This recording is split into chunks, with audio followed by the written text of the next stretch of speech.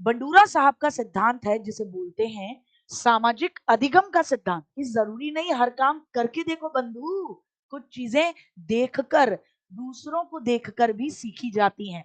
तो बच्चा समाज से भी लर्निंग करता है। इसे ही ऑब्जर्वेशनल थ्योरी यानी अवलोकनात्मक सिद्धांत या प्रेक्षणात्मक सिद्धांत कहते हैं, क्योंकि अवलोकन और प्रेक्षण का मतलब होता है ऑब्जर्व करके सीखना। हो कि सोशल लर्निंग हो तो सोशल लर्निंग के ये 4 स्टेप हैं। पहला, ऐसा मॉडल जो आपका ध्यान अपनी तरफ खींच सके। तो जाहिर सी बात है बाकी सबसे अलग होना चाहिए, तो मॉडल ऐसा हो जो ध्यान आकर्षित कर पाए। जब मॉडल की तरफ आपका ध्यान जाएगा तो आप कहोगे ओहो ये कितना अलग है।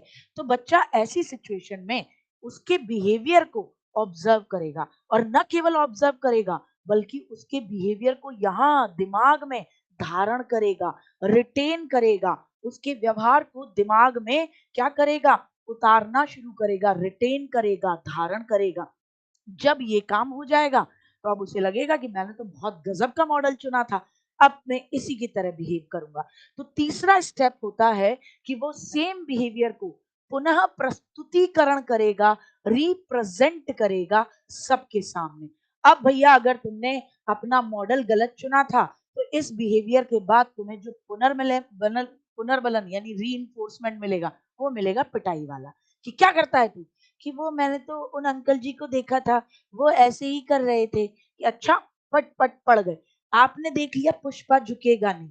अब भैया मॉडल ऐसा लगा आपको कि आपका ध्यान चला गया, अब आप पूरे दिन भर घर में ही गए झुकेगा नहीं, झुकेगा नहीं, झुकेगा नहीं करा है, उसे अपना मॉडल बनाया, उसके बिहेवियर को आपने रिटेन किया है दिमाग में, उसके बिहेवियर को आपने रिप्रेजेंट किया है। तो माता पिता कहेंगे बहुत बढ़िया, आपने महात्मा गांधी जी की सत्य की अहिंसा की चीजों को अगर जीवन में उतार लिया और फिर उसका आपने पुनर्प्रस्तुतिकरण करा, तो माता पिता कहेंगे बहुत बढ़िया, बहुत शानदार, अच्छी चीजों का।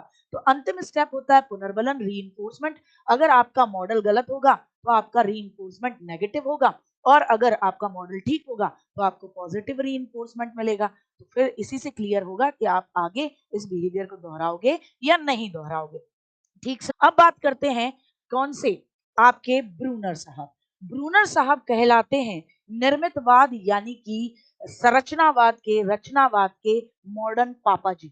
तो रचनावाद ये कहता है कि बच्चा अपने ज्ञान का निर्माण खुद करेगा। इनके तो सिद्धांत का नाम ही है निर्मितवाद। रचनावाद यानी कंस्ट्रक्टिविज्म, ये कहते हैं बच्चा अपने ज्ञान का निर्माण खुद करता है, और इन्हें आधुनिक आधुनिक रचनावाद के पापा जी कहा जाता है। इन्होंने प्याजे साहब के अल्टरनेट में 3 स्टेजेस दी। विशेषता वही वाली है जो प्याजे साहब वाली, उसके लिए वीडियो देखना मत भूलना, ऑलरेडी शॉर्ट वीडियो बनाई है। तो इन्होंने कितनी स्टेज दी, 3 स्टेज। आपसे इन 3 स्टेज को सीक्वेंस में लगाना आ जाता है, तो करते हैं 2 मिनट में यार, मेरे साथ बोले। पहले आपका बच्चा जो होता है वो इनएक्टिव होता है, फिर आइकॉनिक, फिर symbolic. Inactive, iconic, symbolic English में आप कीजिएगा, हिंदी में कई बार लोचा हो जाता है, कई बार ऐसे लिख के आ जाती है इनएक्टिव, ई न ए क टी व। फिर कहोगे अरे हमने तो हिंदी में याद की थी, तो अंग्रेजी में कर लीजिएगा। इनएक्टिव यानी क्रियात्मक, जिसमें बच्चा एक्टिव है, 0 से लेकर 3 साल, वही सारी की सारी वही खूबियां जो प्याजे साहब की सेंसरी मोटर स्टेज में है, यानी बच्चा अपने सेंस ऑर्गन से ही क्या कर रहा है, ज्ञान प्राप्त कर रहा है। फिर आती है आइकॉनिक, 3 से लेकर 12 साल। तो प्याजे साहब की प्री ऑपरेशनल और कॉन्क्रीट ऑपरेशनल, बोले तो पूर्व संक्रियात्मक और मूर्त संक्रियात्मक की सारी विशेषता इसके अंदर, बच्चा चीजों पर मूर्त चिंतन कर पाएगा। और लास्ट जिसे कहा गया सिंबॉलिक यानी प्रतीकात्मक, यानी वही स्टेज जहां से बच्चा प्याजे साहब की में अमूर्त चिंतन कर पाता है, यानी फॉर्मल स्टेज।